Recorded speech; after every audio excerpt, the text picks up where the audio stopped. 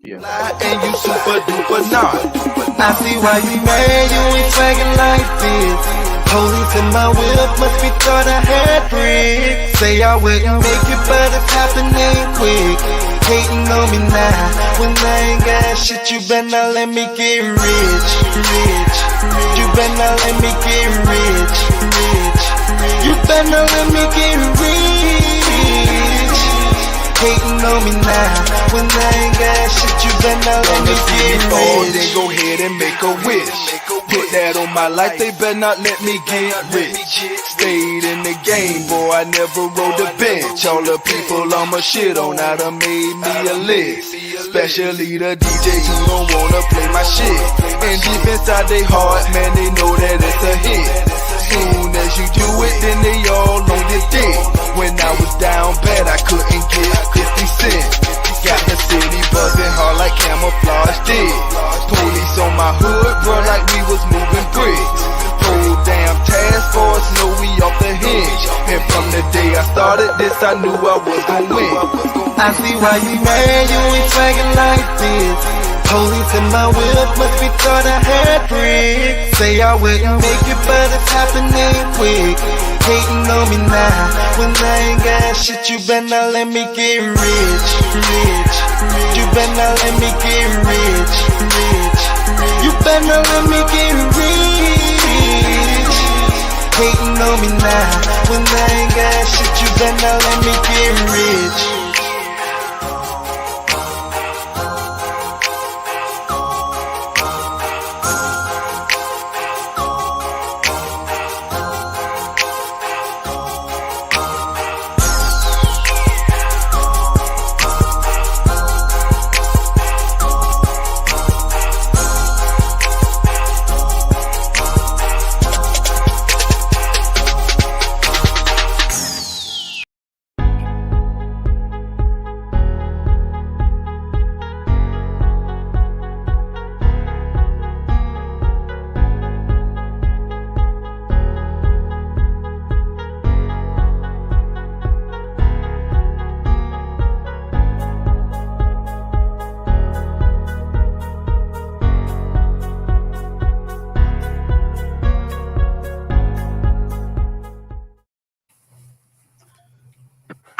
Hello, Savannah. Good evening. Hello, Savannah. Wow. Charlie, you look great right there behind that backdrop there. What's going on? There's my own backdrop. That blue shirt you got on. Oh, you don't see it. It's behind you. You can't see it. Anyway, welcome to another Wednesday with the Rabble. We have a great show planned for you tonight. This is a show we've been planning for about a month, and it's called What is School For? What is School For? A couple of our guests are, and a couple of our hosts are still trying to get in. I sent the link to everybody. I'd just like to say good evening to everyone. And again, you know, they often say the mind is like a parachute. It only works when it's open. So the key, you got the educators tonight. Again, when people fail, when community fail, when students fail, it failed for two reasons: lack of information and lack of knowledge. And that's what education is about. And you know, you're talking about economics. If you want to get a lot of money, get a good education. And that's one of the keys. Good education. True. Okay. It is. That's a fact. Well, it's not always true, though. I have a very good education. Spent many years in school, but I don't feel that I have. I don't feel that I have gotten my money's worth in college. You know, and I actually feel like I actually could have gotten the jobs that I've had without my college degrees. And I've spent, I have well over $200,000 worth of student loans and, you know, things like that. And they told me at Savannah State, you can get anywhere from here and all of that. And I believe that it was true for some people, but you still, and you know, I hear exactly what you say. Maybe in your case, you got a point there. I'm not trying to deny that. And the smart person who put that mark, my overuse, that is my character. I've been saying it, and I'm gonna continue to say it. Rather that bird brain person want to realize it, because when people it's lack of information, lack of education. We're gonna get on with our show, and we're gonna bring our guests on so that we can introduce. They can introduce themselves. Then we can get on to watching the video and asking the tough questions. All right. So if the producer can bring our guests on.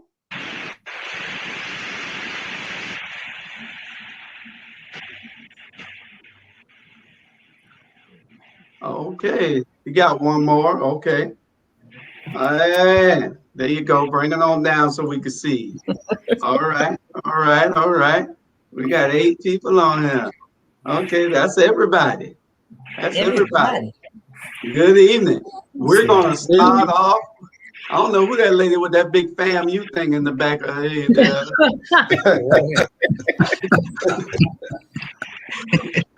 Anyway, I welcome you. This is our, we're going to try to do something on the for the people every time, besides us always going political, even though we do a lot of politics. But education is political. Well, it is sort of. It's political problem. What are you talking about? Hardcore political. Well, you can rationalize and justify any way you wanna. It is very political. Okay, hardcore is what I say. Let's get to our guests. Y'all know who I am. Julius Hall, Charlie Brown, my partner is day one on this show. We have Sandra McKeithen. She's over all the way in Houston, Texas, and we're Alicia is out tonight, but she'll be in and out. She's running the show, and Bernard has not shown up in Atlanta. We're going to start with our out-of-town guests first. Just take a minute and introduce yourself and tell us who you are, because we have two. What is two that's out of town or one? One. So if you let them introduce themselves, they'll tell you. Let's start with our out-of-town guest. Tell us who you are, Gwen. I'm Jennifer.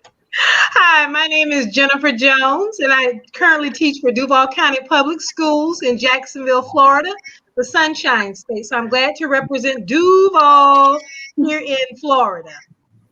All right. Then we'll go to Miss Artlise Alston-Cone. Greetings, everyone. I'm Artlise Alston-Cone.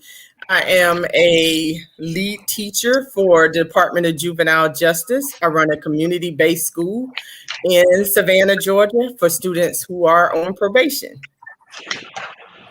Okay. Mr.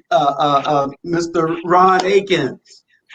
Good afternoon. I'm Ron Akins. I work for the Savannah Chatham County Public School System. I'm a CTA supervisor for work-based learning and a career tech. We have 11 high schools in Chatham County, and each high school has a work-based learning coordinator, with the exception of one, which is New Hampstead. And I supervise the work-based learning coordinators at all of those high schools. Okay. And Dr. Lewis.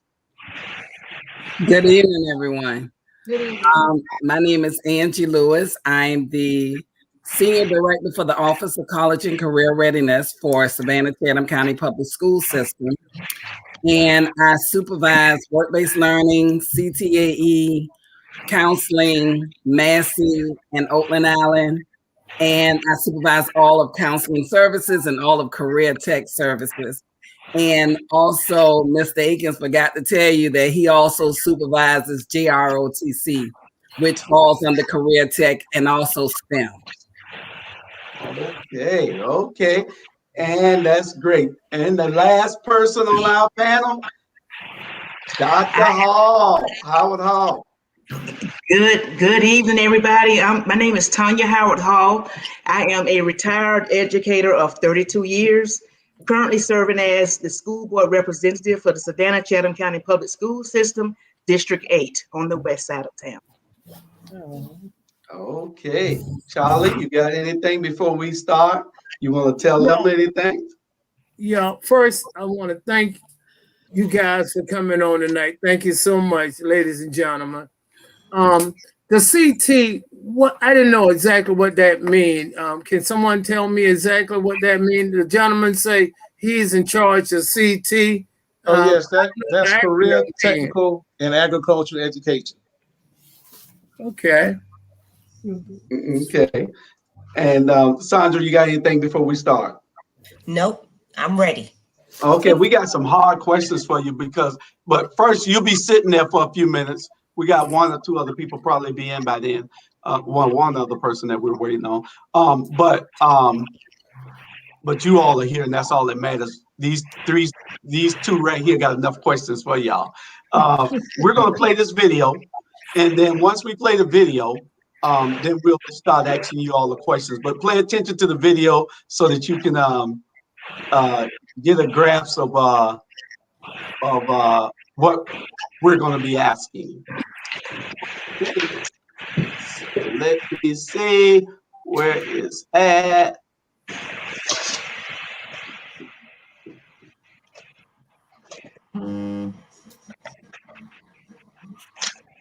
Here we go.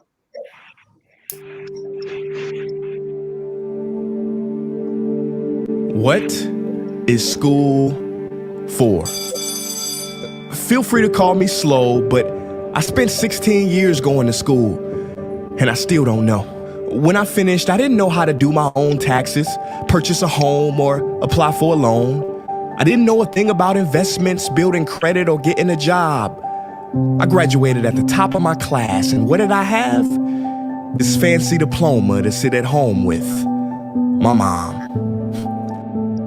But luckily, they did teach me some important skills like factoring trinomials and how mitochondria is the powerhouse of the cell. I'm so happy I remember the Pythagorean theorem because it helped me a lot. Okay, I'm lying. Let me stop. Because all the stuff they taught me, truthfully, I forgot.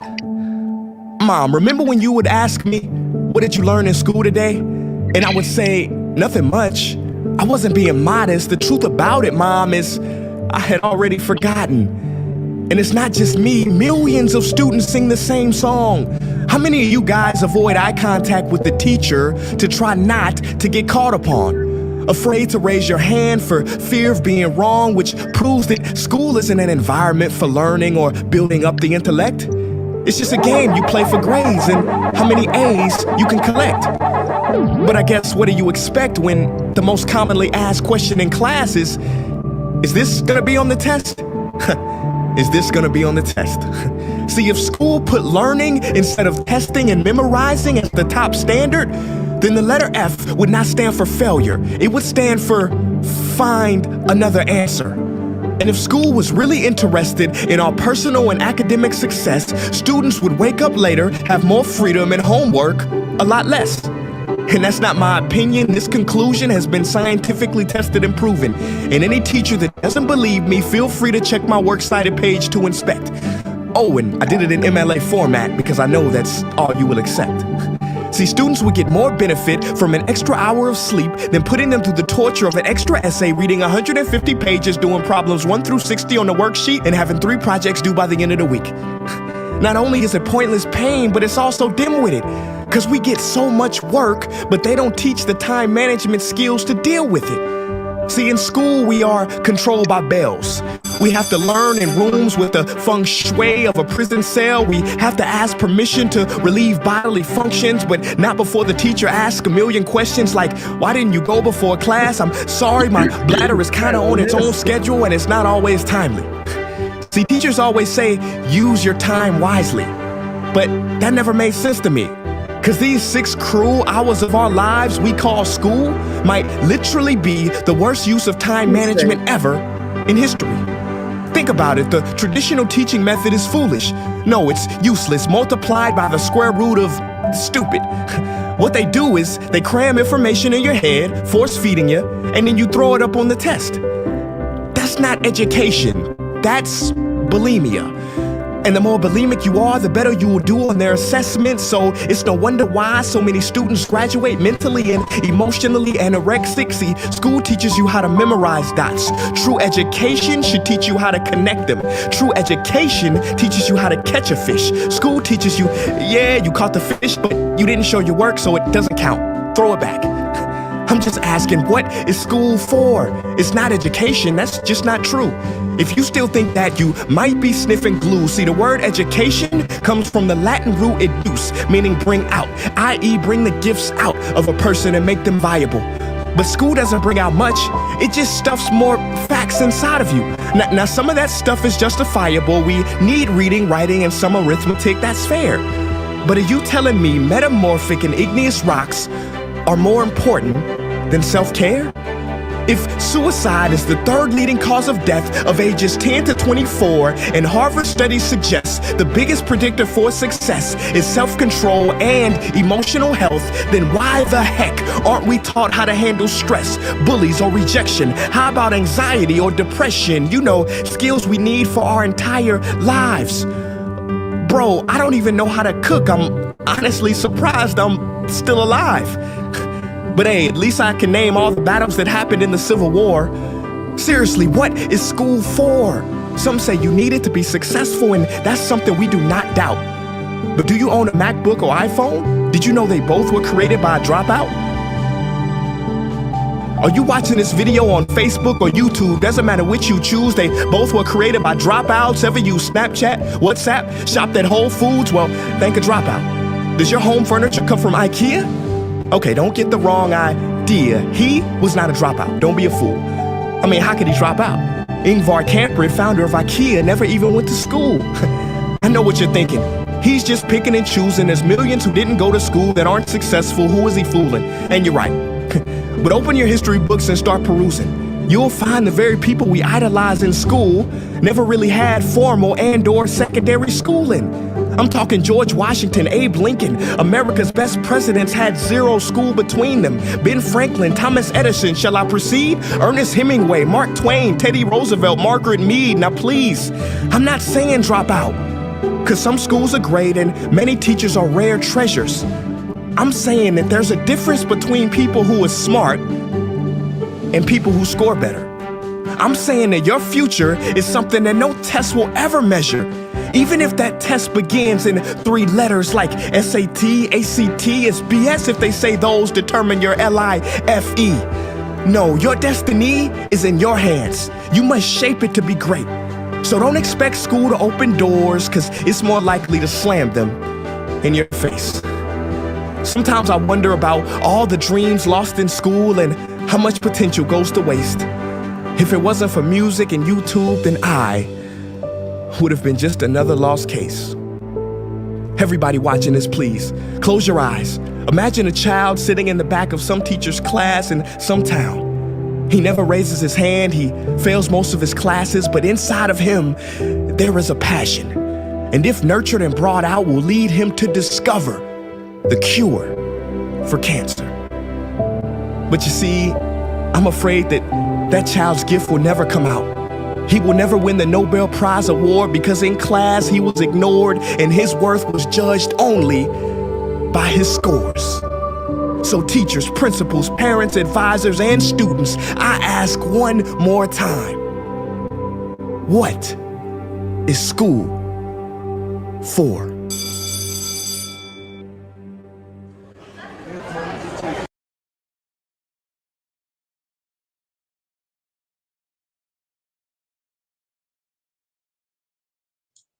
Everybody can mics.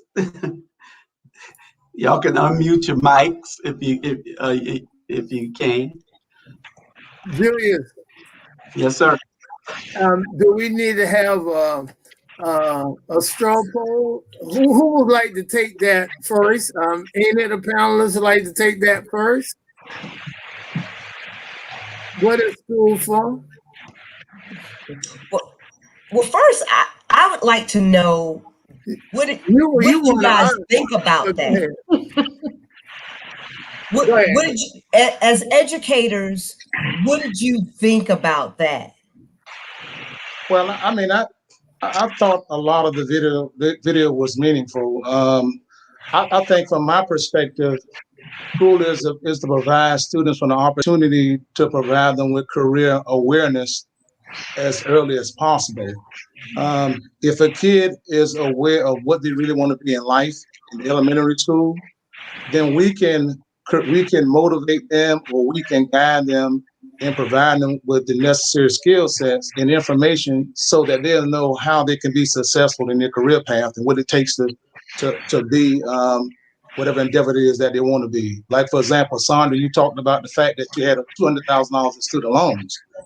If you would have known, during elementary school that you did not need a college education in your career pathway, it would have made the process a lot easier for you. And so I think school is supposed to provide you with those career awareness opportunities and also to develop that craft that you want to do when you graduate. But I also think, I also think that, piggyback off what Mr. Aikens said, I think if she knew at an early age that there are certain pathways that she could go into that will pay for her college degree, she may have taken that path. A lot of times when we see the pathways that are offered at the high school level, many of us always say, I wish we had that when I was in school. The opportunity is there now. It's just that we need to work harder and harder because we do it every year. We let everyone know what we're doing. We put the information out there, but because of transition, we have to continuously sell our own. Our superintendent always tells us that if we don't tell our story, someone else will. So I think it's a matter of knowledge because you can be an ROTC student and get a full scholarship. You can go into logistics and a company will say, we'll pay for your college education if you stay locally to one of the colleges or the technical schools and graduate there. We'll pay your tuition. So I think it's knowledge and being aware of what's out there and what's available. I want to thank you. I'd like to talk about a test score. If you notice, I have my college, my alma mater, Florida A&M University. Some of the worst advice I could have gotten is when I was in high school, my friends say, when you take the SAT, if you're not sure of the answer, leave it blank. It won't count against you. So what I did, I actually skipped too many and had a horrible score. So when I got accepted to FAMU and I took the student placement test, I qualified for advanced math and didn't qualify for any remedial courses. And my advisor said, something is wrong here. Your SAT score does not reflect your ability. So I explained to her what happened. So she said, well, we need to do something about that. We have tutorials that we offer for these tests in the evenings. I want you to enroll in those and retake the SAT or the ACT. And I just thought I would share that story because about a mile away is Florida State University. And if I had tried to apply to get accepted at FSU, they would have denied me immediately based on my SAT score. So now I know that some colleges aren't as strict or not looking as deeply into SAT scores, ACT scores, ACT as they used to, looking at other different avenues for a child to enroll in school. So test scores some people just don't test well. They just don't. And I just thank God for my HBCU that gave me the opportunity because I would not have been accepted in any college with the score that I had based on that ACT score. And as far as career paths, I must say that I'm fortunate that I attended Tompkins High School, who had a child care program there. And during my 11th and 12th grade year, I enrolled in every child care class that Ms. Dowse had to offer because I knew since second grade that I wanted to be a teacher. That's the only thing I ever wanted to be in life. So I had an opportunity back in the 70s to enroll in those classes. So I was prepared. You know what, Dr. Howard, it's great that you say what you mentioned in regards to you and your test scores and ACT and SAT scores. And a lot of times I think parents don't really realize you may have a kid that may do horrible on the ACT or SAT. Parents don't realize that just because you don't do well on the SAT or ACT, it's not the end of you having an opportunity to get into a good school. And so, for example, a student can actually take classes at a local college and receive 30 hours of college credits. And then they can be a transfer student without ACT and SAT scores and get in some elite universities. And so I think parents need to know that their kids can go to a Savannah Technical College or an adult higher education institution here locally, get enough credits, and then apply for a school as a transfer student. And that's one loophole around, having to have the high SAT or ACT type score. I actually want to address the video, What is School For? Go ahead.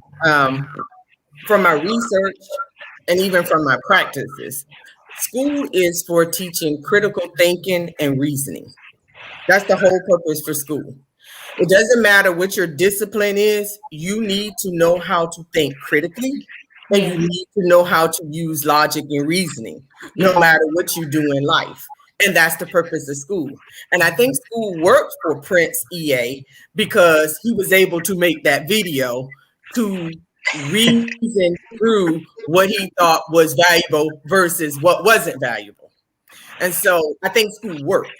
I think what we as a group of educators or politicians or what have you do not realize is that critical thinking is critical thinking.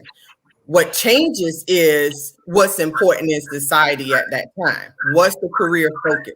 I mean, when you think of schools' originality for teaching religion to folk, to evolve into the Industrial Revolution, to the tech boom age. I mean, critical thinking is critical thinking. And so if we teach kids how to master that, no matter what course they're in, they will be successful.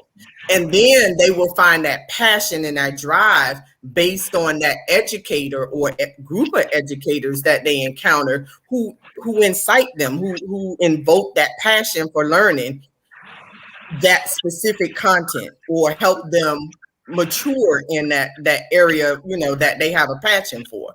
So I think I just wanted to say that there. I'm just leaving it. Well, I just like to say, well put, because for the fact, I think all our answers have been excellent. And I'm right back to what I'm saying. School is to give them proper information, and that information will turn to knowledge. They can make those decisions. And Dr. Howard-Hall said just that, and every other panelist said just that. That's so important. And I've been saying it for years and years. That is the key. Thank you. As an elementary school teacher, I think Mr. Akins state that in the elementary school years, you can kind of decide which path you want to take, whether that be career path or the college track. And so in Florida, we do have school choice. We also have magnet schools where students can apply. If you're into culinary art, you can go to a culinary arts school. If you are into fine art, we have Douglas Anderson School of the Arts, which is world renowned. We have some kids that are actually on Broadway that have done productions. If you want to do barber, we have someone that has a cosmetology school at Frank H. Peterson. So at the elementary age, they give you the tracks available. You talk with your child, what is it you're interested in? What do you want to do, once you become an adult? We have to have conversations at home. The school has a place of responsibility, but the parents need to have some conversations. What are you interested in? What do you enjoy doing? What would you do if you did not have to get paid? Would you still do that particular occupation or job? So these conversations have to be done in the formative years. And a lot of these conversations are not being had. A lot of them are being had by teachers. So when we teach the foundation, the reading, the writing, a lot of kids say, you know what? I want to be a writer. You read some fantastic books. We had some book studies, some book talks. Those things in school spark the path. So school is very relevant. All of the subject areas are relevant. And then whatever sparks the child's attention, that's the direction in which they go. So I found that a lot of kids draw. And I even featured them. I'm like, show us your drawing. What inspired you? So all of these things in the elementary, we introduce, we set the foundation, and then the children, if you have the conversations, will tell you, you know what, I think I do like being a scientist. I want to be able to solve problems. That's where your science comes in. So those are things that we introduce, and we allow the children to lead and guide us to where they want to be as far as college path or career path. So that's what we're seeing in the elementary schools. But I think another thing that is important, and I'm sorry to cut you off. I think another thing is that vertical alignment. Because in Chatham County, we have our high school students and our teachers working with our middle schools. And we have our middle schools working with our elementary. Exactly. Those are our feeder schools. So when we have events and when we are having collaborative working together, we always tell them we have to include the elementary kids. And you just can't start at 5th grade. We're starting at pre-K. Right. So we're introducing those skills and that knowledge at a pre-K age, because that's really where you need to start. They can have that focus. Right. So a lot of times when we're creating pathways, because here in Georgia, kids have to they have to choose a pathway by the time they're in the 8th grade. Now they may choose that pathway, but they may not stick with that pathway, but they have to choose that pathway. But you can't start in the 8th grade. You have to start when they're young and nurture that. Yes, I do believe that parents play a huge role. Parents are the first teacher. I taught my child how to do her ABCs and her 1, 2, 3s. I didn't depend on the teacher. I depended on the teacher to cultivate what I started at home. So a lot of times when we're looking at education and how it looks, but we also have to realize that there are just a lot of parents that don't know. They either they choose to ignore or just not interested, or they're working, whatever the case may be, they just don't know. So we have to be, and we all are educators, so we have to be that parent. We have to be that teacher all the time, making sure that we give those students that knowledge that they need, that information that they need. I know a lot of times we say the same thing over and over and over again. As an educator, we complain, I just told you that. And another person in that field can come and say the exact same thing we said. And then, oh my God, I got it. And we're looking crazy because we know I just told you that. But but we have to use our resources, and really we have to use our resources. So anytime you can get it, it's all about how you get it. You know what, Doc? Go ahead. You know what, Doc? You're right. Okay, Doc, you're right. But I also believe that in addition to that instructor, you also have to have community involvement. You have to have representatives from the local community to serve as mentors. You have to actually go out to these different businesses and reach out and have business partners that can actually come in and give you that advice that you need for your students to be successful. Yes, that's why I say anytime we have business partners come into the classroom, we can say the sun is hot, the sun is hot, the sun is hot. And the kids will say, no, no, no. And then a business partner will come in and say, you know, the sun is hot. Yes, it is. I didn't know that. And we're looking like, yes, we just told you that. So that's why we have to keep doing what we're doing. They'll get it. They're listening. They just don't sometimes want us to know they're listening. The question I wanted to ask, who do the curriculum? Because, you know, like you got algebra, maybe geometry. Do you have to take those certain subjects? Because I hadn't been in school a long time. And, I'm trying to remember, we had to have certain classes you have to take as mandatory, to order to graduate or to move on.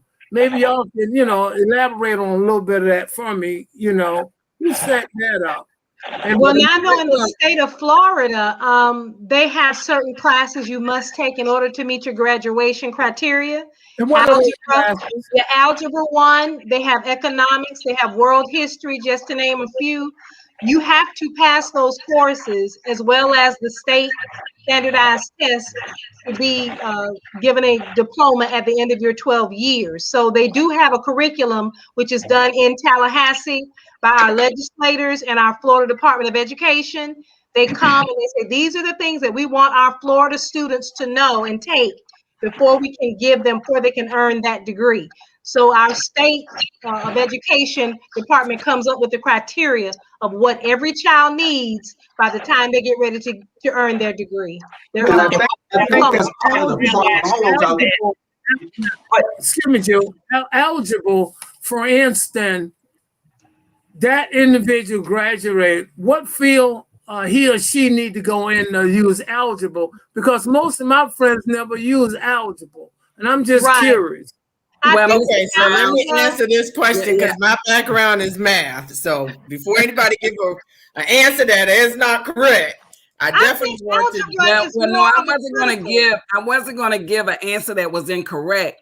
What I was going to tell him, a student needs algebra. A student needs math. Yes. In order to be in career tech classes. Mm-hmm. Because how can you tell me how to bake a cake if you can't read measurements? How can you be a nurse or a doctor and you don't know how much meds that it's going to take to keep me alive? So a lot of times when we're thinking math, the first thing we would like to say is algebra and trig and calculus.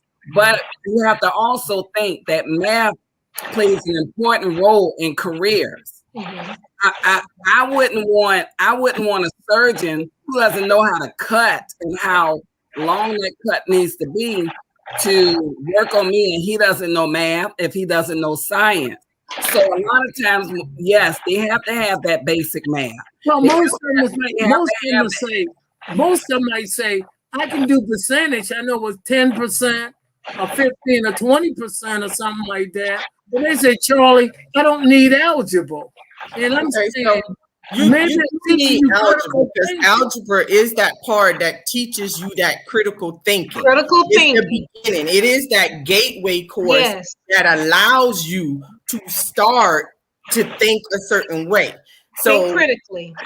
Exactly, as well as reasoning logically and supporting your answers. It doesn't teach you that there's only one way to go. It teaches you that there are multiple approaches, but there's one solution to this problem.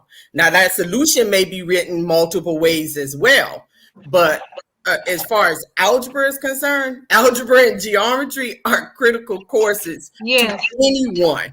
And without that gateway course, you don't have access to geometry, you don't have access to trig, you don't have access to calculus. And when you don't have access to those courses, you are limited in the careers that you have as an option. But so every kid does not want to do a technical background, doesn't want to have a tech field background, even though they're making a lot of money these days. But some kids want to be computer software engineers. Some kids want to be game programmers and so forth. Some kids want to be a doctor, a lawyer, a teacher, or what have you. Those folk require critical thinking. Critical thinking is great. Come on, Charlie. Critical thinking if you want to be an auto mechanic. Exactly. I just want to say this. I told with a great deal of people, I say, when you shoot pool, the game of pool is geometry. Pool, perfect example. That's what I do share with people. Thank you. Okay. But I think part of the problem is that some of those subjects people usually know what they want to make their kids be in this day and age, what they want to push their kids toward. But I understand the critical thinking part, but some of those subjects in this curriculum needs to be electives. Just like when you get to college and the courses and the elective course, and some of these things need to be elective. Critical thinking is necessary, but there's nothing. I've never had to tell anybody anything about all the presidents I had to remember. There's nothing I ever had to tell anybody anything about all the statues in all the parks in Savannah, the 115 different squares in Savannah. So it's some things that just aren't necessary. Y'all would agree or disagree? I would agree. I would agree to a certain Can I say extent. something? My background is actually early childhood education. And whether we realize it or not, geometry and algebra starts as early as pre-K. It does. Pre-K, it starts in pre-K, and the graduation process begins in pre-K. Because at the end of those 13 years, when you were, 14 years, and you include kindergarten and pre-K, as Dr. Levitt so eloquently said, so many times eloquently said, about the 3 E's. And those 3 E's are, when our students graduate, we want them to either be employed somewhere, enlisted somewhere, or enrolled somewhere. So with those 3 E's, they're going to need a vast variety of math, language arts, social studies, science. It all depends on the career path that they take. If they go in the military, they're going to need to know those different things. And I just like to say this to Mr. Hall, as tight as you budget and handle that checking account, I think you know a little algebra, a little geometry, and calculus, the way you handle that checking account. And Mr. Hall, I wanted to say, I beg to differ with you as far as memory is concerned. When you teach a child to remember things as a child and when they're growing up, it never will depart them. Because if you're on an airplane and the pilot needs to remember something, you don't want him to say, "Oh, I forgot about that." So when they are learning those skills, it builds on other skills. It allows them to learn other jobs. So a lot of times when we think things are not important, I was a business major, and Lord have mercy, I did not think accounting was important. I said I knew how to count my money. But if I wanted to graduate with that degree in business, I knew I had to pass that accounting class, and I needed to do what I needed to do. So when I went into teaching, I had to teach accounting. So if I would not have gotten the basics when I needed it and remembered it, I would not have been able to regurgitate it and remember those debits and credits that I taught my students. But also when we were teaching income tax completion, when we were teaching them how to write checks, when we were teaching them how to live. So a lot of times we think we don't need those basic skills that we learn in school and that basic information, but it comes back, it comes full circle. And when you talk about memorization, I keep hearing that is the very lowest of your thinking skills. Exactly. Is to memorize. Exactly. So if we have educators that are just doing memory-based curriculum or instruction, they're doing a disservice to our children. This is the reason why we have critical thinking curriculum, and they take the foundation and connect it to a critical area. So if they're memorizing something, they're not really applying it. They're just remembering just for for memory's sake. But we want to go to critical thinking. And our kids in the United States, that's the reason why we're lagging in math and science. We are not teaching our children to think critically. And again, like Dr. Hall said, it starts in pre-K and it continues. So that's what we're doing in the elementary school grades. And I'm a 3rd grade teacher, and I don't know if you know about Florida in 3rd grade. That is the grade that they can be retained if they don't pass the reading state test. So at 3rd grade, they have to be able to read and think critically. It's not just about bubbling in the right answer. Show your evidence. Can you go to the text and give reasoning why your evidence is right? So this is why they've instituted the 3rd grade test, where children can be retained if they don't pass that 3rd grade reading test. And that still is in Florida today. And I think one of the in other addition to things that, that we have to remember is that as educators and our standards, most standards in the United States are written at a DOK or depth of knowledge level 2 or 3 and so forth. So if we're constantly teaching at a 1, Right. not preparing that kid for critical thinking. So you're not preparing that kid to master the test, and you're not extending the learning of that kid. So when I was at Beach, one of the things I did was gave my students a copy of Bloom's taxonomy, and they understood what each of those 6 levels meant. And they sat in groups of 3. They never sat in rows. I didn't even test in rows. I gave them a test A form, B form, and C form. So we didn't even sit in rows in that classroom at all. So, but they understood that level 4 analysis was the minimum expectation. I don't care what the standard said that was posted on the board that I had to put up there because somebody was going to come in the classroom and look at the board and see that up there. My kids knew that they had to at least master level 4, because if they mastered level 4, they can master any test I put in front of them. Mine, a SAT, an ACT, a NAEP, or any other exam, a college placement exam. They can master that. But their goal was to extend their learning. So they would ask questions like, well, what would happen if this changed?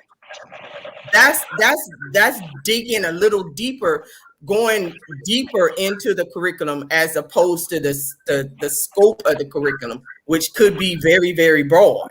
So my kids they understood that they needed to reason. They needed to make sense of the problem. They needed to make sure they understood what patterns and repetitions look like and how certain variables move, which is algebraic thinking, right? But if I remove A, how does this impact B? That became a norm. And so when I taught teachers mathematics or work with teachers, that was one of the things I taught. And when we had the school reform at Beach High School, we did a phenomenal job because that was the expectation moving forward. Like teachers knew DOK 4 or Bloom's taxonomy analysis level was the minimum. Kids should be able to break this down, but I need them to be able to put it back together, regroup it another way, create a new, and extend this beyond what the expectation is. And they held their peers accountable. Okay. Sandra, you got any questions? I do. What do you guys want to feel when people say that school no longer teaches practical skills that kids need for life skills? Because when we were growing up in school, we had shop, we had sewing skills, we learned how to balance checkbooks and things like that. And most of the kids come out, they don't know how to iron, they don't know how to cook, they don't know how to do anything, but and they have no practical skills. So tell me how you feel about that. Well, in career tech, I just want to say shop is a bad word. Shop is a bad word. We don't use that word anymore. Sorry. Our students in career tech, and that's what it's called, is career tech. We prepare our students for careers. When students leave, and I'm not sure about Florida, but in Georgia, our students learn basic skills when they're in high school. Not only do they learn basic skills, all of our students, when they leave high school that are in career tech classes, they leave certified. And what I mean by certified, if you're taking patient care tech, you leave with your license. Not only do we prepare you for the test, we take you through the skill base, but we pay for the test. That's what we do in the state of Georgia. So we have patient care techs, we have nursing assistants, we have welders, we have junior chefs. Every pathway that we offer, there's 17 clusters, federal clusters, and in Chatham County, we offer all 17. There are 120 pathways that's offered in the state, in Chatham County. So students learn anything from veterinarian science all the way down to welding. So when these students are they start really at the elementary level. When they become middle school students, they get a broad sense. When they matriculate to high school, those students choose their pathways as if they were in college. And when those students graduate, they graduate with a certification. Not only do we give them an opportunity to graduate with a certification, what Ron does, he brings in youth apprenticeship opportunities like Gulfstream, St. Joe's Canyon, Mitsubishi, JCB. We have all, and the school district, we employ our students. So what we do is we train our students. So a lot of times when they say what happened to the old shop class, now it's called automotive, repair, automotive collision, welding, aviation, culinary, cosmetology, hair and nails, barbering. We have engineering. So we have robotics. We have cybersecurity, program gaming, fire science. So whatever pathway that you are interested in pursuing as an adult, we have that at the high school level. We have it at the middle school level. It's broader. But by the time our kids leave, they leave with a certification in hand. Now also, Doc, I want to mention. Oh yeah, and logistics too. We have logistics as well. I want to also mention the fact that in addition to the career tech that they're receiving, or career tech education, they're also receiving soft skills training as well. And so it's an interrelated instruction that they receive with CTE courses as well as soft skill courses as well. Students have to have the opportunity to develop their skills in team building, leadership, understanding the importance of having emotional intelligence, being to work on time. So we also develop those necessary skill sets as well. And a lot of times when people ask, why aren't we teaching? I saw what Terry Mobley mentioned, home economics. We do family and consumer science. We do early childhood education. That falls under family and consumer science. We also have students they can do real estate. So it really just depends on the student and what they want to do. And when we say aviation, we do flight aviation, we do aviation maintenance, we do unmanned flight systems, which are drones. And the students not only learn about drones in the aviation class, they learn about it in ROTC. They learn about it in culinary. They learn about it in construction. And so when those students have an opportunity to get those skills, that skills they can take with them once they graduate. And it's nothing wrong with working with McDonald's and Burger King, but when our students go to school, they have options. They have options, like we have students at Georgia Port. So it really just depends on what they're interested in, what they want to do, but we offer it at the school. So that's what we're doing now to replace the old shop class that used to sit in the corner, those students who they considered not college material.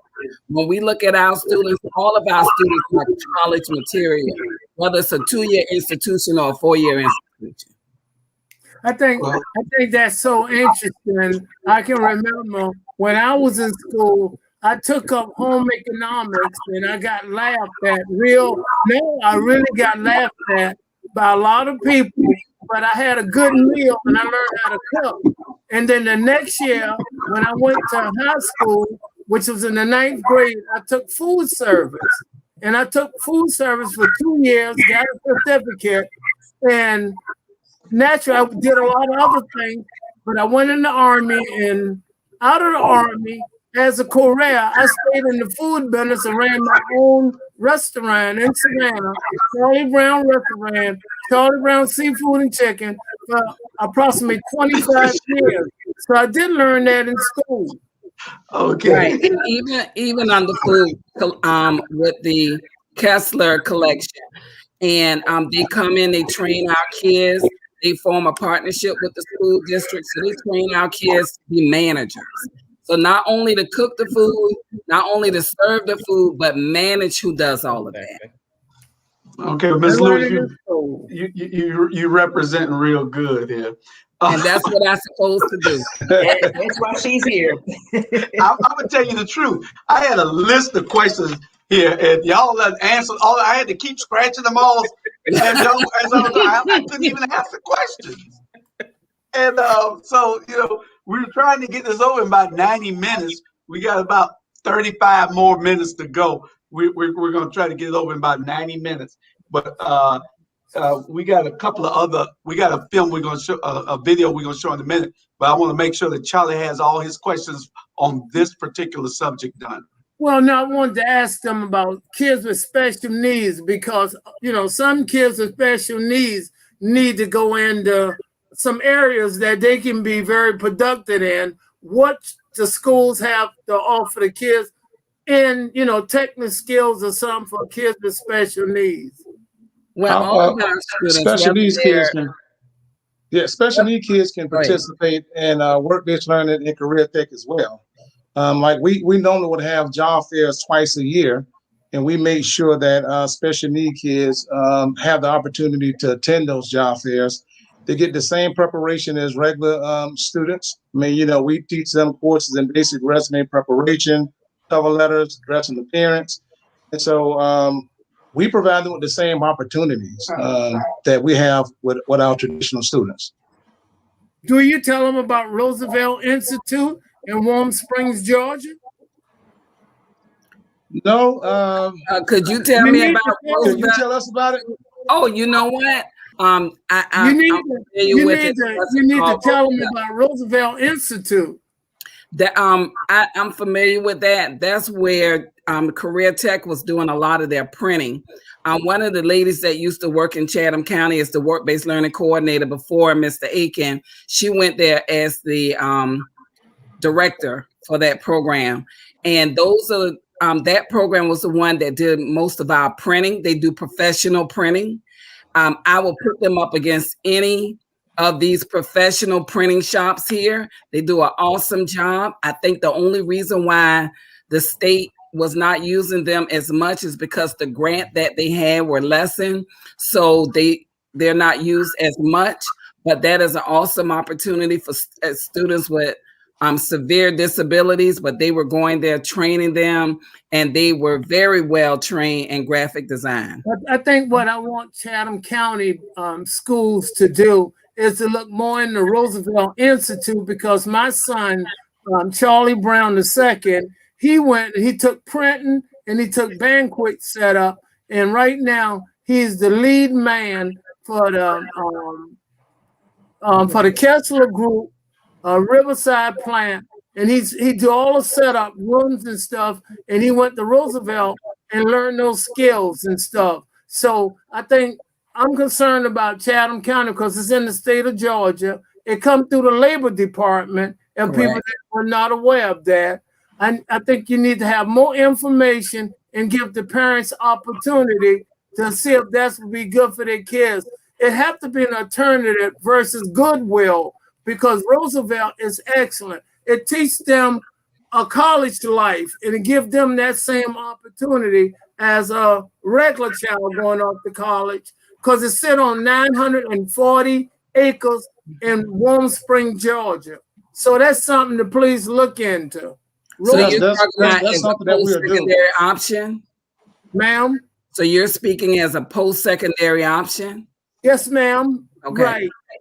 For the kids with special needs, from anywhere from hearing to any other little disability, Down syndrome, things of that nature. Exactly. We have a partnership. It is a great institute. Yeah, our school district, we have a partnership with the Kessler Group. So that's interesting that you brought that up, and we'll definitely look into that. Yeah, please do, because my son can tell you a lot about it. He went and visited. He's been out of Roosevelt over 10 years, and he went home. I call it his home, and he was totally Michael Thurman built a whole new dormitory there. It's something you got to go and have and take a tour. Just like the regular college, you have hotels on the campus. They have restaurants. It's something that we need to know more about in Adams County. All right. Thank you. Make sure you read Maquan Green's comment. You see it? Maquan, Savannah Chatham County Public School System, CTAE department prepared me to be a young, successful CEO right out of Savannah Chatham County Public School System. So those are the success stories that we enjoy hearing. Personal testimonies, success stories. That's what we need. Yeah, that's correct. That's correct. Well, you all answered a bunch of questions. Sandra, you got anything before I play this last video, Sandra? I have nothing. Okay, we're gonna get on to another video. I sent it to you all so y'all could see that. I'm going to show it to the audience. It's 2 minutes long, and then we're gonna talk about this. Kind of, I know I don't want y'all to get in trouble when y'all go back to work tomorrow. So that's the only problem. Let me see if I can get to it. Here we go.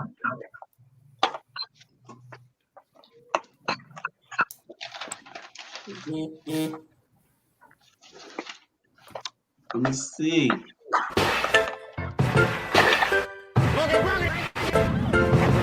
This is the best part of our action plan is to reclaim the minds of our children. Reclaim the minds of our children. They went into the black homes now, the powers that be, and told us that you cannot discipline your children anymore. And if you discipline your children, you were going to jail. Is this kind of thing they told us. Then they went into the public schools and took discipline out of there. So when we acted up in there, they put our boys, our black men, into something called special ed classes. And as you know, those special ed classes are nothing but holding cells until they can go to the state prison. But this is what they did. And then, the one thing that they knew, that if we can put them in prison, if we can have them convicted for a felony, then once they get out of prison, they cannot get a job because of that. They cannot get the job. And then if they happen to eke out and find a job, to pay taxes on a job, yet they cannot vote, and I call that taxation without representation. That's what we're looking at. That's what we're looking at. They did a grand thing when they took that discipline away from us. Because when they made our parents afraid to discipline the children, then what happened? We found out that the teachers were afraid of the principal. The principals were scared of the superintendent. Superintendent was scared of the school board. School board was scared of the parents. Parents were scared of the children.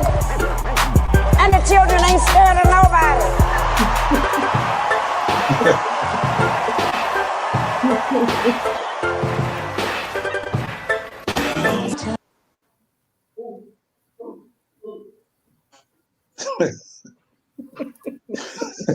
Well. That seems like it's right, don't it?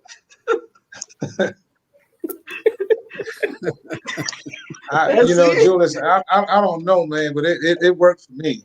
You know, when I grew up in the inner city, grew up in Hitch Village, and went through the process of going to Spencer Elementary School and get out. And I remember one of the administrators, I guess he was trying to teach me a lesson. He paddled me with the intercom on. And I remember all the students listening to it. And it only took me that one particular time. And after that, they didn't have any more problems with me. So, it's but don't it can work. That's But the type of discipline we need back in the school system. No, I think the kids now are built differently than how we were built. They're emotionally fragile, and they're physically not fit like we were back in the day. So the approach has to be totally different. That's why it's important to teach them that emotional intelligence bridge so they can understand how to control their emotions and the importance of identifying when other people are losing their emotions and their tempers as well. So I just think nowadays that you have to have a different approach. Well, I think we need more men in the school system too. I'm glad that we have a strong man such as yourself. But back in, I remember having Roger B. Jones back when I was in high school, Mr. Flint. And James Hall. I was related to James Hall. That was my grand uncle, and he didn't play the music with me either. So man, we had some real disciplinarians back then. Real disciplinarians. Well, not only did you have them in go ahead. I don't really believe that they ever took discipline out of the family from the parents. I believe that the parents relinquished it because I raised 5 children by myself, and I disciplined all my children. All of them graduated, well, except for this one, but he's still in school. And, none of them ever went to jail or anything, so if you want to discipline your children, you can discipline your children. It's just the manner in how you discipline your children is what they curtailed, because, my mother would just be coming up for parole today. Mine too. If things didn't change, but they just put limits on how parents could discipline, but they never said you could not discipline your children. People just thought that the state said, oh, you can't hit your child or you can't do this to your child. No, you can discipline, and reprimand and things like that. But people, then we had, and I was a teenage parent. My son is 36 years old, and he's only 14 years younger than I. And I didn't have the help of my mom. I couldn't just go and throw him off to my mother. But some cases there's some cases where that is the exception now, but we're talking about on a broader scale overall. Dr. Hall, you look like you was trying to chime in. No, I'm just sitting here thinking, just reflecting. I was a single mom myself. My son was in middle school, never forget it. He was attending Bartlett. Always was real big for his age. He was probably 200 pounds then, I guess. I don't know. And we were in the car and he mouthed off at me. And so I punched him in his arm. He goes in the school upset, huffing and puffing. And next thing I know, defects called me. And we really have mediation. I'm like, this boy's a football player. And you big burly boy. And you want to count for me because I punched him in his arm. I said, if he mouthed at me again, I'll punch him again. So kids, kids will tell, and then as an educator, it's unlawful if we don't report it. So then defects gets involved. And then once you get defects involved, it's hard to get them uninvolved. But I managed to get out of that situation, but that happened to me. I just, punched him in his arm and he was I had defects come to my house, because I sent my daughter to school with a poster saying that, good people don't steal, and they said that I was embarrassing her. And I said, well, I would rather embarrass her than the police embarrass her, so you're not going to tell me how to parent my child. And I'll invite you out of my house, So when they know their boundaries, I think what we're faced with in my opinion, we're faced with life imitate art. It's what they see, social media and sound bites. And it's really difficult sometimes to really try to discipline them. And a lot of the parents where they make their mistake, they become their friends. You can be friendly towards them, but they're not your friend. You are their parent. You have to act that way as well. You know, you can be friendly with your kids, but again, you're still a parent. And again, we live in a social media world, and they love what they see in soundbite and instant gratification. There's no more walking, Holly. Everyone wants to ride. Exactly. Yeah, I think one of the other things we need to also remember is that you have to consider who's providing that discipline to those kids. Not everyone is equipped mentally to provide discipline to a kid in the school environment as well. I think also that we need to consider the fact that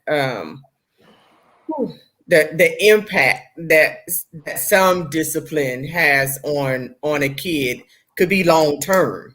And so being creative in how you discipline that kid or provide consequences for that wrong choice or for that negative choice would be more beneficial as long as you're teaching the kid what they need to learn. Some kids, you know, my son and my daughter, like apples and oranges. I mean, they just, both my kids. My daughter may have received all her butt cuttings because of my son. My son, he earned all his butt cuttings. I don't think he ever got one. Man, what you beating them with? Was you beating them with a belt or what? I need to know that, ma'am. Because if you beat them with an ironing cord or a broomstick, ma'am, defects gonna come to your house. I need to know. Less at this point. Both of my kids are grown. Okay, grown. And my husband is the police. So if I go to jail, he going to jail.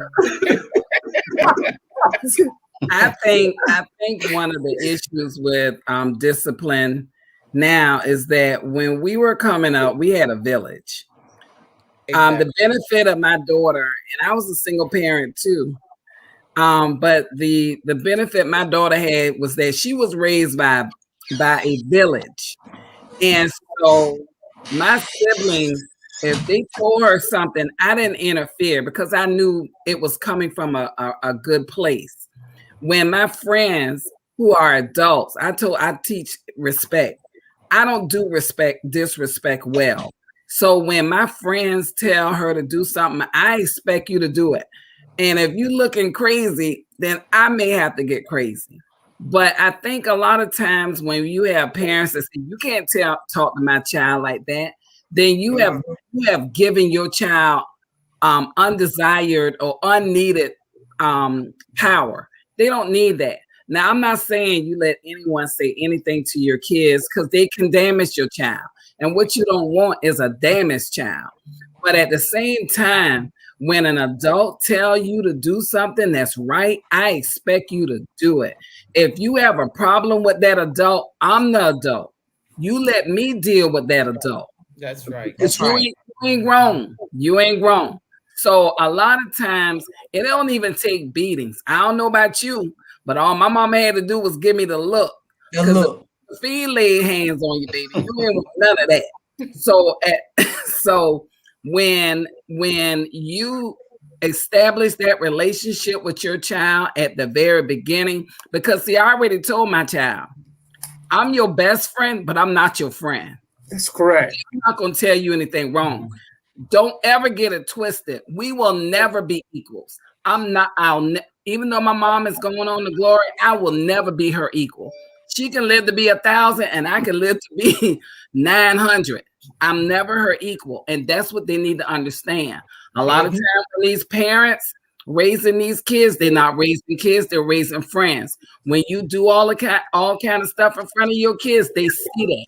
They don't listen to what you say, they listen to what you do. When you have children, you have to realize now when I eat, it's not just me needing to eat. I have responsibilities. So I have to be a role model for those who I'm raising. especially when I don't want to raise damaged children who become damaged adults who will damage others. And then now you got a cycle and a generational curse that needs to be broken that could have been stopped at the very beginning. Thank you. Thank you. I want to say this before I get away. And I got to say it. Teachers are my hero. Teachers have always been my hero because I think they are the most important things we got in life to educate our kids to become firemen, presidents, congressmen, whatever. And I want to thank you guys for being an educator and what you guys are doing. Really, I appreciate you. And I've always had my young kids and the young people I was around to respect your teachers. And I think teachers need to make more money because teachers are the backbone of the United States, far as I'm concerned. And I'm not saying it to ask y'all to send me a donation or nothing. I'm not running for anything. I'm just telling you, all the educators, I appreciate what you guys do every day with those kids. Because I know a lot of people pull all their hair out because some of these children can be something else. And teachers have to try to work with them. Thank you. Charlie, I think the parents realized that when they had to transition to virtual school. I think they really appreciated us much, much more. And they had to get a taste of what we go through. And they were like, oh, you're going back face to face. So they understand now what we do out there in the classrooms, that teaching is a gift. You have to be gifted to do it. And it's tough, but the reward is great when you have children come back later as young adults and say, thank you for taking that time. Thank you for nurturing and molding and inspiring. So that's the reward, is later on in life when they come back and they just show you love for all that you've done to plant seeds in their life. So I think parents have a new understanding because of this pandemic of what we really do on a day-to-day basis. And when the students come to us, as Dr. Lewis mentioned about being damaged, this is something, an acronym that I love to use. Every educator must know CPR. They must know CPR to survive. And the acronym that I use for CPR is first, curriculum. And then we learned that in college. We learned the curriculum as far as teaching is concerned. P is pedagogy. We learned how to do it. College prepares teachers to go out into the classroom and teach. But what college does not teach is the relationship. You must be able to build that relationship with that child. So not only must a teacher understand curriculum and pedagogy, they must have that relationship, because the relationship is the category of classroom management skills, handling classroom discipline. Because, you know, as an educator, it's certain, we can't put our hands on the students, even if the student put their hands on us. If a student put their hands on us and we put our hands back on them, you know, that's going to be trouble. So you must be able to build a relationship. Some children, you know, have gone through a lot. And the question was asked earlier, what are schools for? We know that it's a learning institution, but it's much more than that. School is a safe haven for some of our children who have been abused. School can serve as a place to feed them and give them 2 to 3 hot meals. School is a place that provides wraparound services to give them that additional assistance in dental care and vision. School is also a place to make referrals and refer them for behavior and social emotional disorders. So school is just so much more. And as a public educator, if I had to do it all over again, I'd do it all over again. You definitely have to have a passion. But if you have a relationship, if you can build that relationship with those students, it means the world. Mm-hmm. Thank you, ma'am, so much. Thank you so much. I want to thank everyone. This has been an outstanding show. I think all you guys have been giving great information. I'm right back where I started.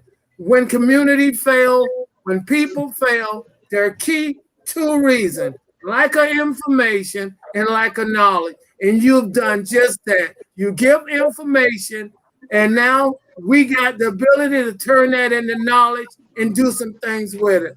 Again, thank you so much. You guys have been so enlightened. I mean, I was ready to change the whole curriculum, today, but you guys have really enlightened me. We have really good schools over here in Texas. I don't have anything bad to say over here in Texas. But I always thought, because my son comes home all the time and he says, I'm just so bored in school because they're making me take these useless classes, but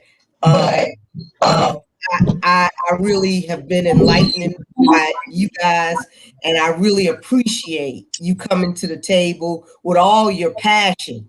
And that's what I hear in each of you.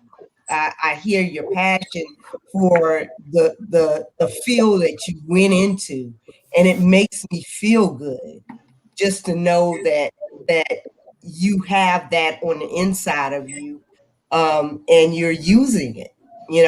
So I'm at NASA every day, and I have that same passion, for what I do, and so big ups to you guys.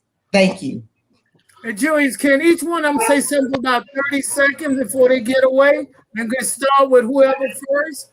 Take 30 seconds, say something, please.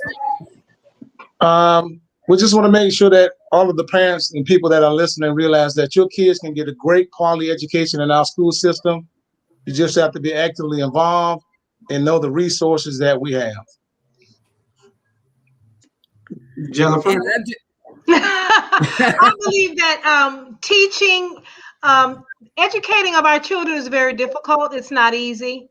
And so it takes a village. That means we need the teachers, the parents, and the community at large to come together to invest in our children. And we need more federal funding. Please do not cut funding from education, because every year we are cut funding and teachers are cut, and we're losing very creative, innovative, young, vibrant teachers because they can't survive off of the salaries. So please promote, when you vote for people that are promoting public education. Okay, Artlise. Wow. I definitely want to say, when you get up every day, please start with a focus or live with the mantra of making a difference. That's what I do. When I don't want to go to work, or if I'm tired or sick, I get up with the idea that I'm going to make a difference in the students' lives today. And so that makes it a whole lot easier to do what I have to do, especially working with the population of kids that I have to work with. They are extremely challenging. They are often misunderstood. And a lot of times they have gaps in their learning, and filling those gaps is what I do. And to ensure that they have an opportunity to be successful, as well as have many opportunities when they leave Chatham Education Transition Center. Okay, Dr. Lewis. So everyone has said everything that needs to be said. So I'm going to put in a plug for Career Tech. So parents, if you're out there, students, if you are out there and you need a job, because we have more jobs than we have students, because students do not realize the opportunities that we have. They can call my office at 395-6765. Speak with Mr. Akins right here. He's the Youth Apprenticeship Coordinator, and we'll help you. We'll help you secure those jobs. We'll help you get the classes that you need. We will help you be able to prepare for your future. All right. Thank you. All right, Dr. Hall. And that's important. When we teach a child, what we're doing is touching the future. And I had the opportunity to try to, I spent time with a relative who attended Groves. And I tried to encourage her, why don't you enroll into logistics? Learn how to drive a forklift. I said, if you don't have an aspiration for college, you can at least graduate from high school and you can be a certified forklift operator. Didn't listen, didn't want to do it. So guess what? Now we're working at a warehouse, but we don't have any certification with the forklift. So we're just stacking the boxes. So we really want to encourage our parents to please get involved in your high school students, especially get involved in their futures, their careers, and encourage them to take advantage of these programs. There is no excuse for any child that graduate from the Savannah-Chatham County Public High School to not have one of the 3 E's, and that's to be employed, to be enlisted, or to be enrolled in a higher institution. Thank you, ma'am, so much. And listen, do you know Errol Scott was not here tonight? He was working behind the scenes, and we had a great show because y'all had opportunity to talk. If she was here, she would have tell you and you and you how to do your job. So she wasn't there, and we give her a round of applause. So much. That's what we do here on the Rabble, and there's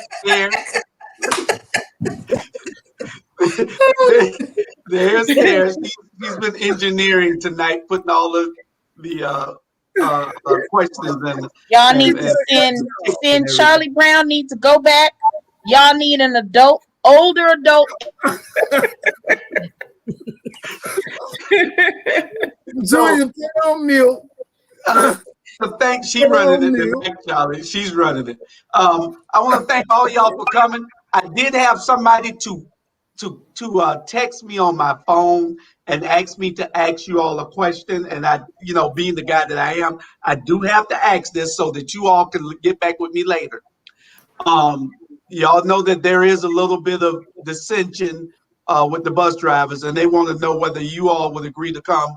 Not you all, but anybody else would agree to come on a forum with them to have a discussion, not to have an argument, because they're concerned with their pay, something, so we need to get all that straight so we can have some continuity and some rest, and you all can go about the business of teaching our kids. So they asked me to ask it out. You all can take it wherever it needs to be, and we can see whether we can get that in the next couple of weeks so that they can get some resolution on that. So if y'all can get back with me, y'all know how, and I can get back with them and tell them we can get this here resolved one day, or y'all might can settle it before then. But I want to thank all y'all for coming on the show. I want to thank y'all for being gracious guests with the answers. Y'all wouldn't even let me answer for one question because I kept marking them off, and that was great. And I appreciate it. I really do. Y'all gave great answers. Y'all supervisors, the superintendent needs to be proud of y'all, and the citizens need to be proud of you, Dr. Hall. So I thank y'all for coming on. We got a last 30 minutes. We have something else we're doing the show, but I appreciate you all, and thank you all. All right. Y'all stay tuned.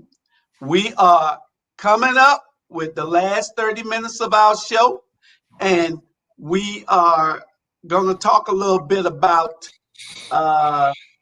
what's going on in Savannah. Is that woman going to be here too, the one they call Errol Scott, and she'll be here? Because if she's going to be here, you just can't get enough of me, can you? You can't get enough, can you? I have to ask a question. Aaron, what did you think? Did you watch Soul of a Nation last night? No. You guys have to watch it. You have to watch it. Okay, because the reason why you have to watch it is because they were talking about reparations in Illinois. I saw some of it. They were talking about reparations in Illinois and how they were going to pay for it.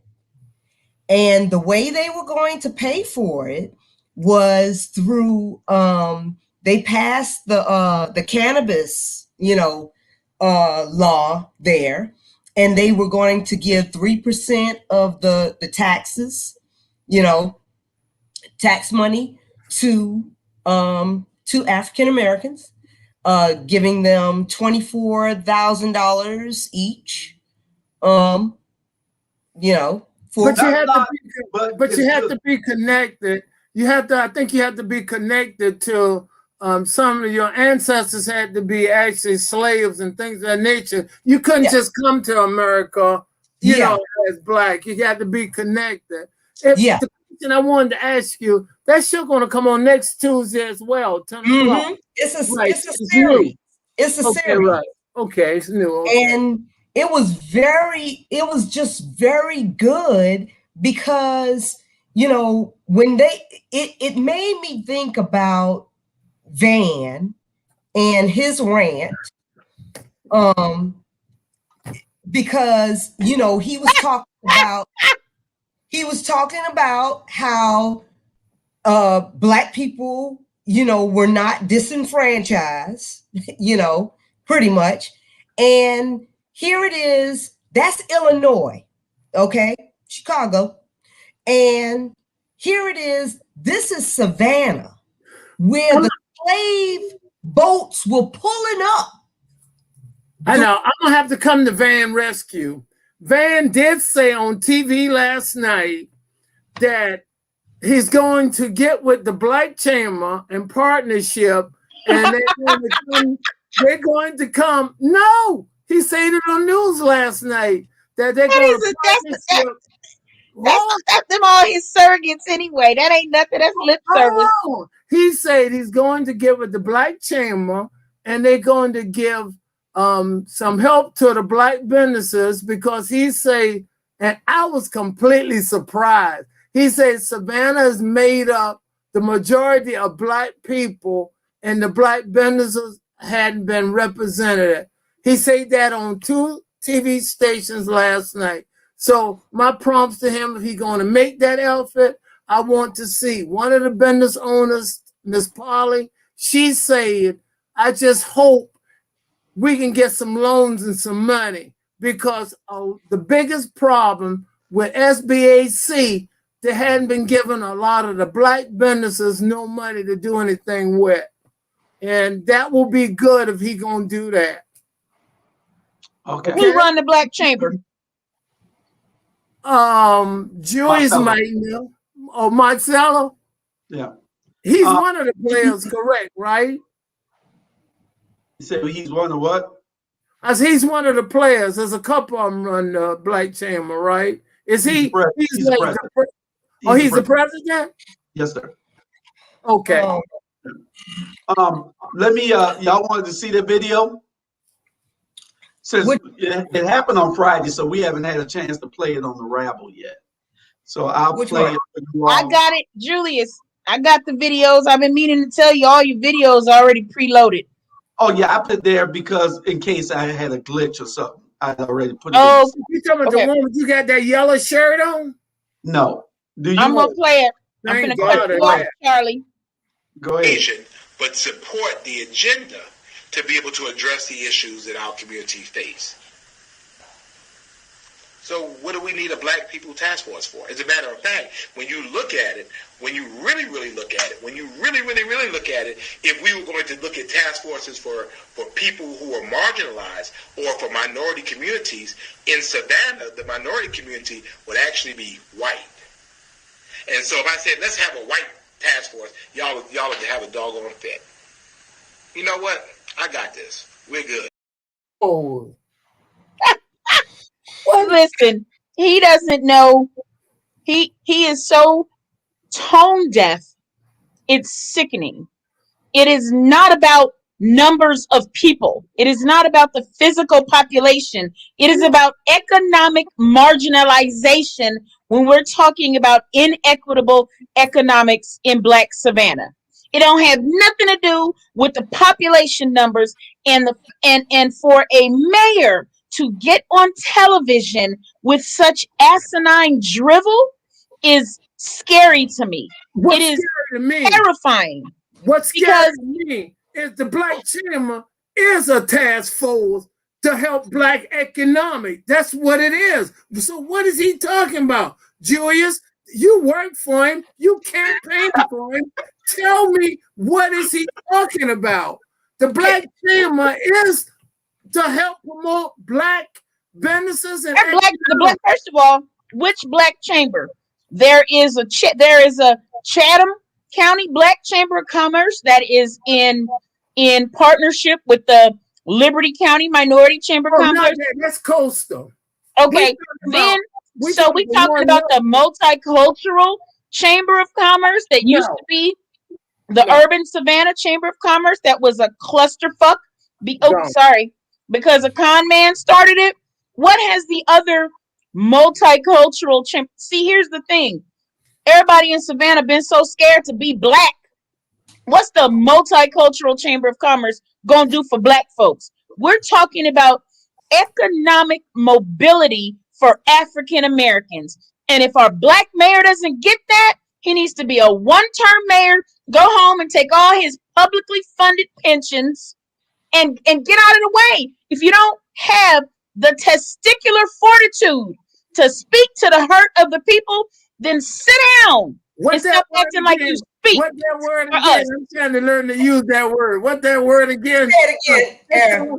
If he doesn't have the testicular fortitude to do what is necessary to create equitable economic conditions for the black community in Savannah, he needs to sit his ass down somewhere. I'm so sick of looking at them big old pink lips, bumping their gums, slapping a bunch of nothing.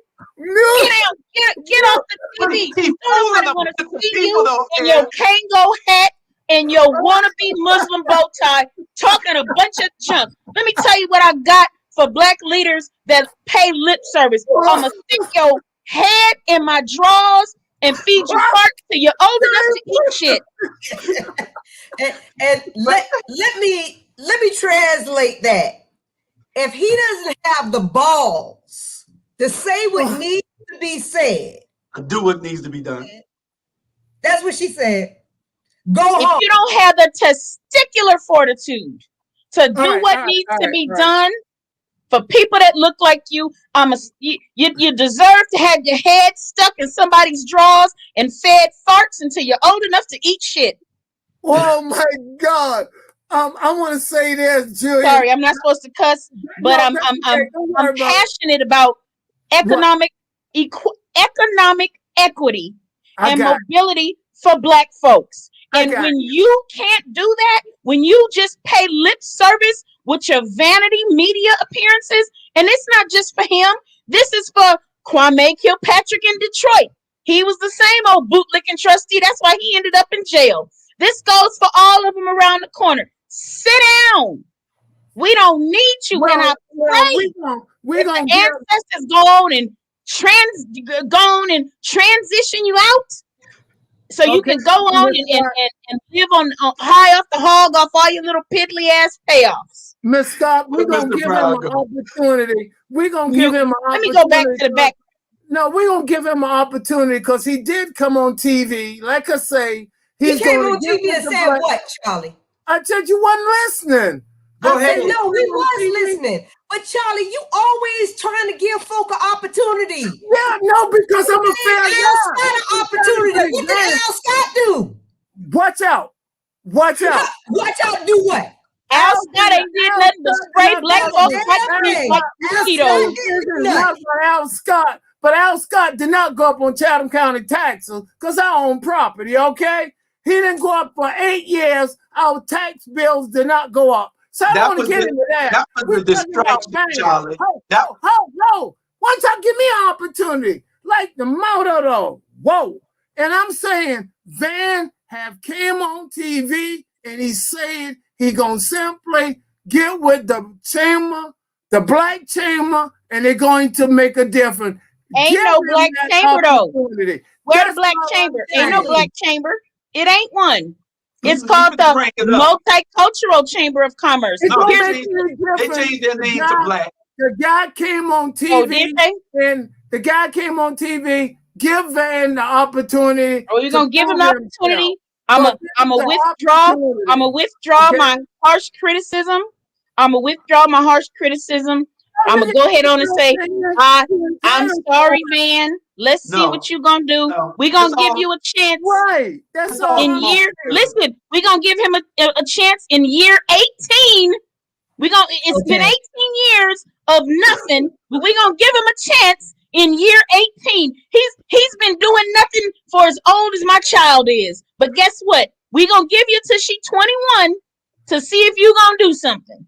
Maybe after 20 years, Van, Everybody you made a stretch great their point. hand, stretch your hand out, and we'll virtually hold hands and sing "We Shall Overcome." Okay.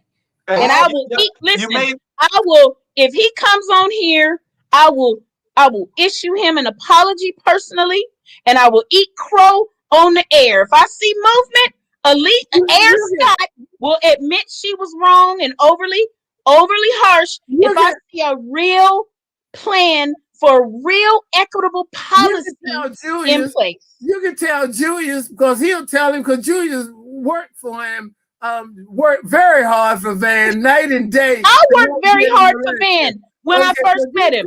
I did too. Listen. Air, you made a great point. Van has been like a vampire. He does have a county pension. He's going to acquire a city pension after he relieves the mayor's office, and he's become wealthy, and people just don't know it. He likes to give us a lot of bull because he's been giving us bull for a long time. I don't have a problem with Van, the man. I got a problem with Van, the politician. Van. That's it. Van politics suck.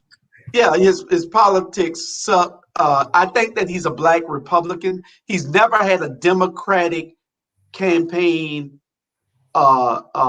consultant running his campaign ever. Dave Simon has always ran his campaign. That's a Republican. He's never had one. He don't trust Democrats. He is a closeted Republican. He only poses as a Democrat because what he's doing down there is, like Keisha Gibson Carter says, Eddie DeLoach's second term, without a doubt. Without a doubt. Eddie DeLoach didn't even need Brian Foster. He got Brian Foster, Julian Miller, and what the boy name out of the second, Bill Durrance. He got all of them right there for him. He got them right there, and Carabelle also. He got his people right there with Dietrich Linda and the rest of them. So I just don't know what to say. This man is a closeted I'm Republican. gonna say y'all need to wake up and stop thinking we just talking about. How many chances you gonna give him, Charlie? It's been 18 years. Let him see, because he going into his second year to see if he going to make a difference, and because he hadn't done that so far. He has made a difference. I'm gonna give him the benefit. I'm gonna have to give him the benefit. He was on TV last night, and he said he's gonna work with the black businesses. He's gonna work with the chamber, and we have to see what the man gonna do. Next year, this time, black businesses just the same way he worked with them to give them that damn CARES money. Yeah, it ain't nothing but a there you go. He didn't have it. Listen, you can't give somebody 18 years. He got an 18-year track record of, let me see, he got the LGBTQ equality ordinance and then the decriminalization of weed. So he's done that. Not what really. else? Not Let's hear his policy record. I want to hear his policy record, because guess what?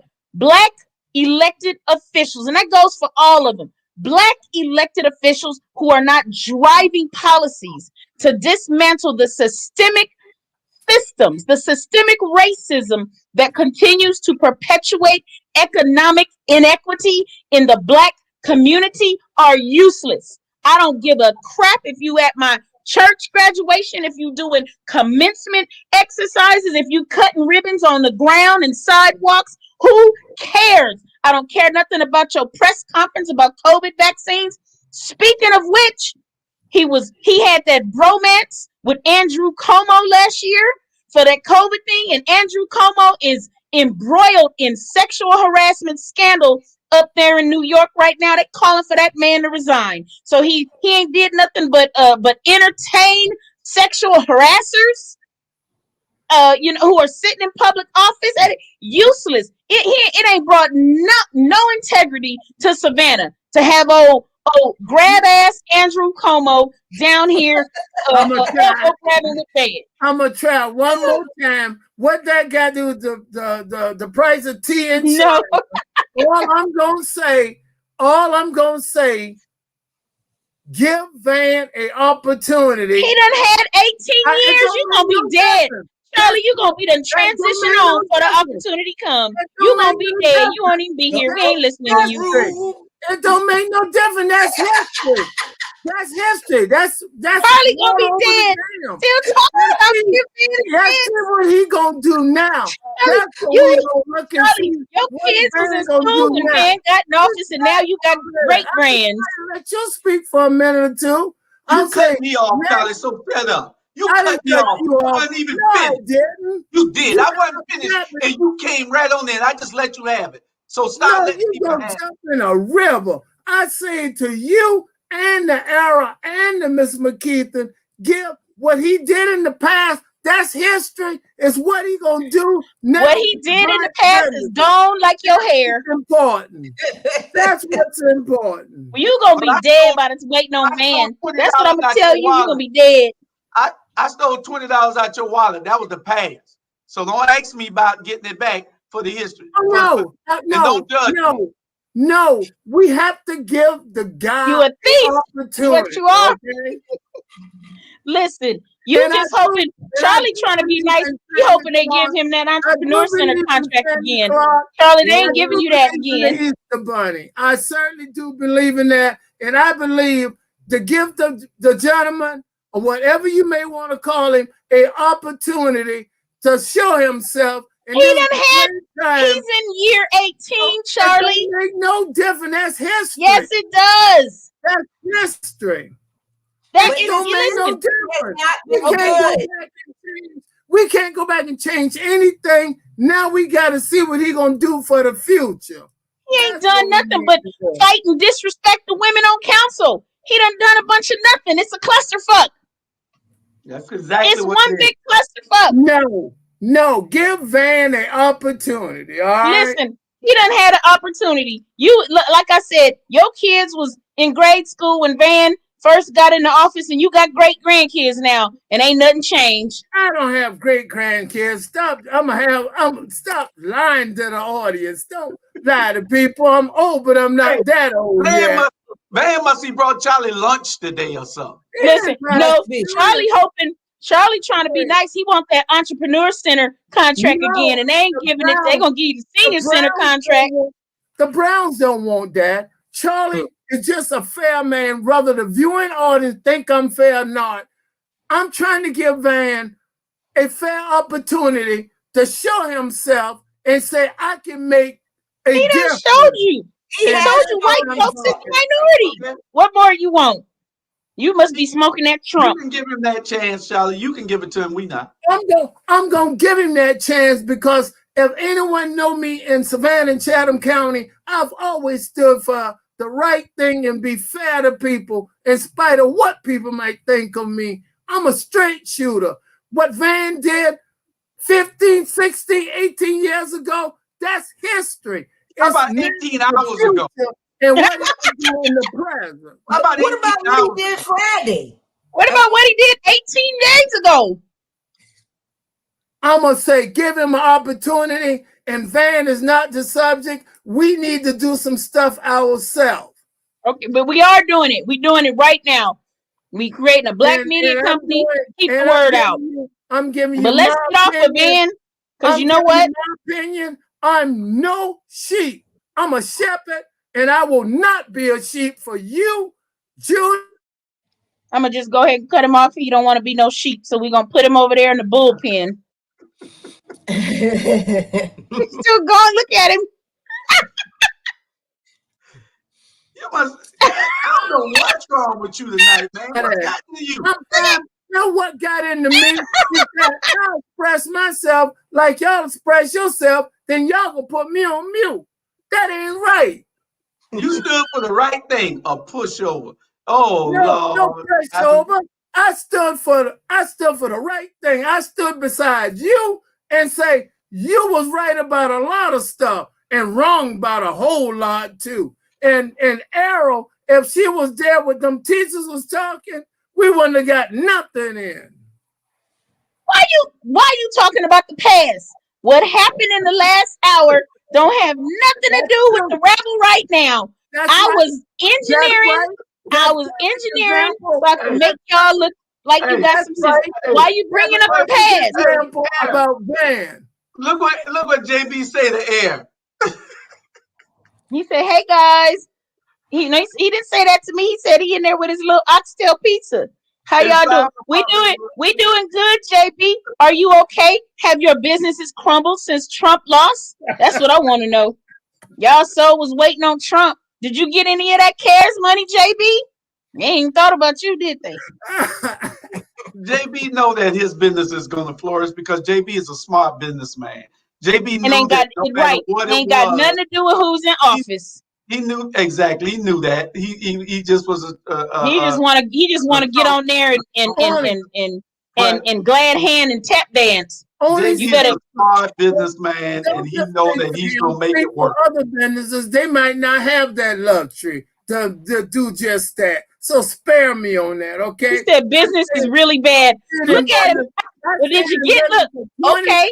Business is really bad. Did you get any CARES money? Where the CARES money? You black business? 25 years. I worked for myself for 25 years. I got a question for you, Charlie. You ain't got no question for me. You can just shut your trap up. Did Van put you on one of his ad hoc campaign committees by appointing you to one of those task forces that is meaningless?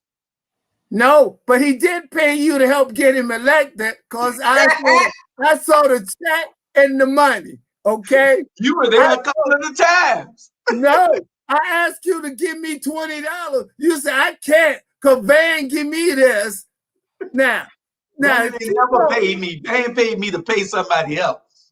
You know that. Van paid you because I was in the car when he handed you the payola. When he handed you the payola. Let's not call it payola. You know what the payola was, right? For you to talk about it and sing about it on the radio, and you did just that. And Errol Scott, you can look bewildered if you wanna, but you better get off. Listen, I'm gonna leave Van alone. Van the person I don't think is bad. Van the politician is craptacular. He comes off as a politician.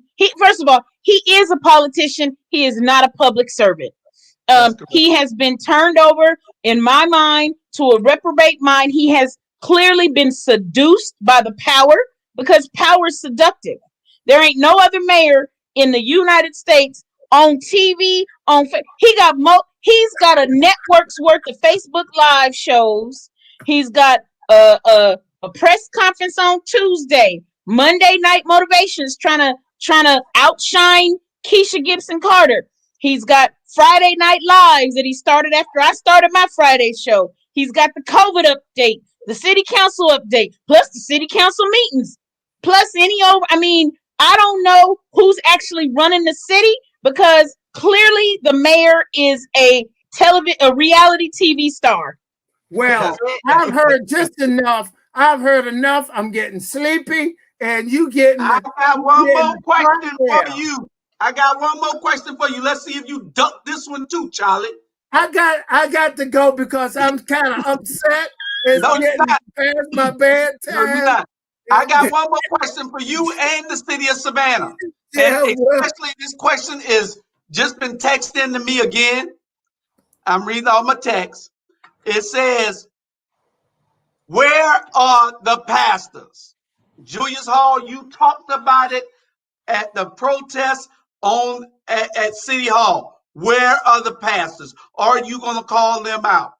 Yes, I am calling the pastors out.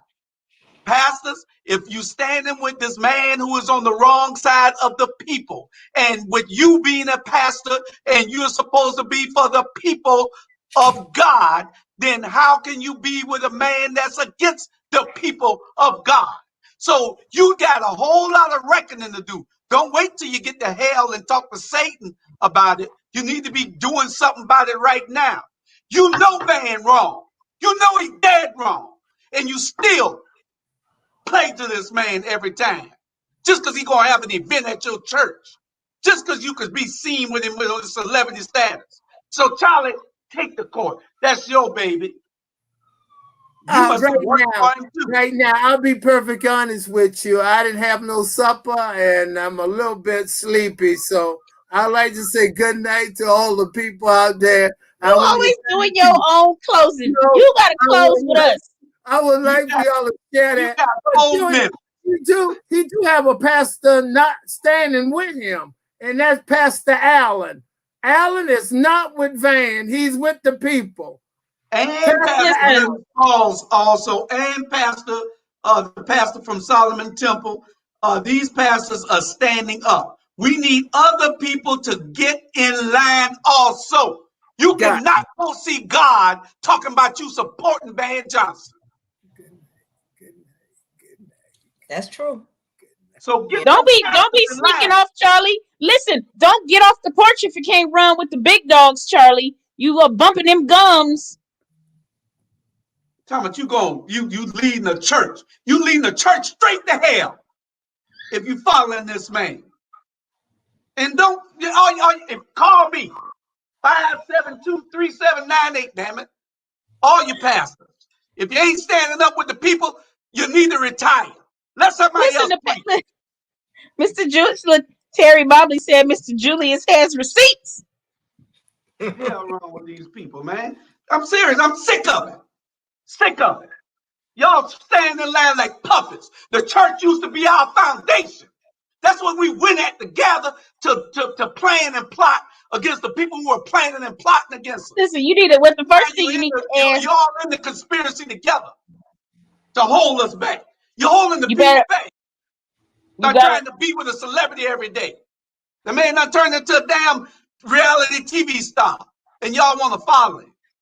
Come on, man. Come on. Yep. Sick of it. Sick of it. Sick of it. We need to do something about it.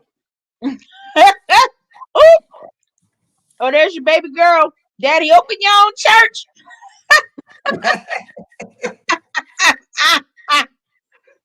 Hey, listen. They ain't gonna follow me. They ain't gonna follow me. We have got to stop being afraid. So invite Van on. Van, come on. I invite him on. Van come tell Arrow off. Come on Van, and tell me off and put me in my place. Come on, Van.